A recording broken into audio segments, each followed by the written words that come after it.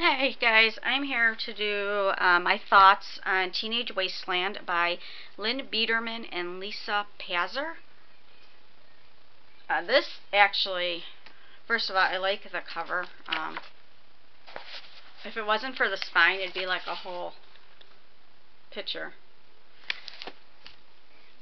Obviously, you can tell from the picture it's about weight loss. It follows 5 teenagers that go through surgery to lose weight. Actually, 4 of them go through it. One of them cannot go through it for reasons that you'll find out in the book. But it's lap band surgery. It's what it's called. And it's a band that they put around your stomach to make your stomach smaller. And before they go through it, they have to go through like psychological evaluation, things like that, to make sure that they're up for it. They have to make sure that they have family support. And then afterwards, they're on a specific diet for quite a few weeks and so on.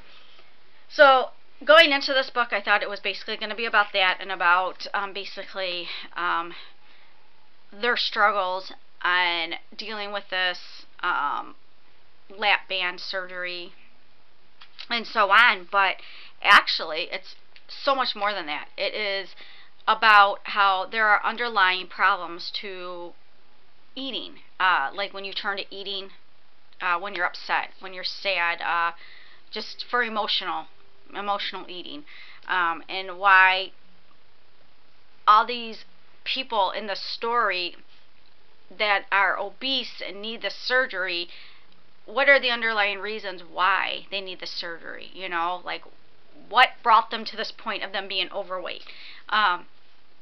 There's a lot of drama in this book. There's a lot of understanding in this book, forgiveness in this book.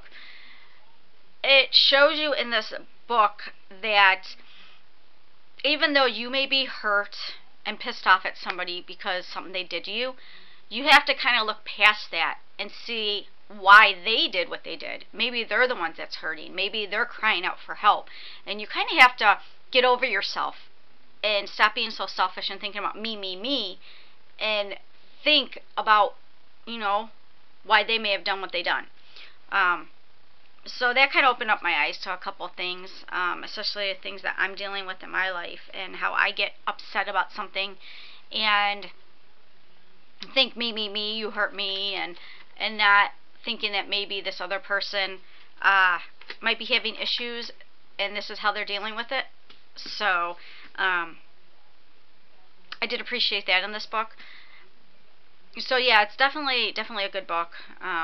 It has a lot of issues in it, and you, I think, learn a lot from this book. This was published in, I think this was a 2011 book. No, it's a 2010 book. So just a very, very good book. I really enjoyed it. I actually read this for my Goodreads book club that I'm a moderator of, and I appreciate Carissa putting me on as moderator, but my life's just been really busy and hectic that I really don't participate like I should. But yeah, so I would definitely pick this book up. I definitely recommend this book. I really do. It's by Lynn Biederman and Lisa Pazer. P-A-Z-E-R. Yeah, there's a tragedy in this book and just overcoming obstacles in this book, and yeah, it's a very, very good book. Also, I have to say that I doubt I'm going to be having many book hauls. I know each video I have been saying stuff about book hauls getting smaller and stuff, but if you can tell in my background, I actually redid my room. I had my crafting area set back up in the other room, and my TV I put back in here, and so I eliminated 3 of my bookcases. And all my books basically got torn out of everywhere because of all this moving we did the other day. My daughter rearranged her room. I rearranged my room to get my TV back in here. And my front room, it's a really long front room that we have, and like the 1/2 by the big picture window we don't use, so that's where I set up my scrapbooking area. So that was rearranged. I had to rearrange stuff that my dragon's cage was on, because I used that table. That was my scrapbooking table. So we had to bring a table in from the garage to put the dragon's cage back on. Yeah, it's just a lot of... So anyway, so all my books got disrupted, and they all got pulled off the shelves, and they're basically all... They're just all together now. Let me show you an example real quick. As you see there, they're just kind of all together. No particular order, none at all. So, and they're actually like that behind me too. Let me show you really quick. Here, they're just all just kind of put in here because I put this entertainment center back in my room so I can put my TV on. But you see all these books, they're just stacked in here. And then I have another bookcase, and I have 2 totes filled with my books.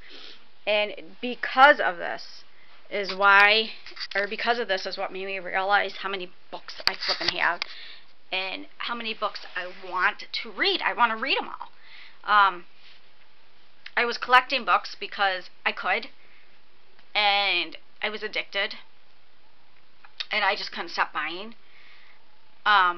And I love my books because I do look at them as artwork, but I cannot appreciate them like I want to because I just have way too many.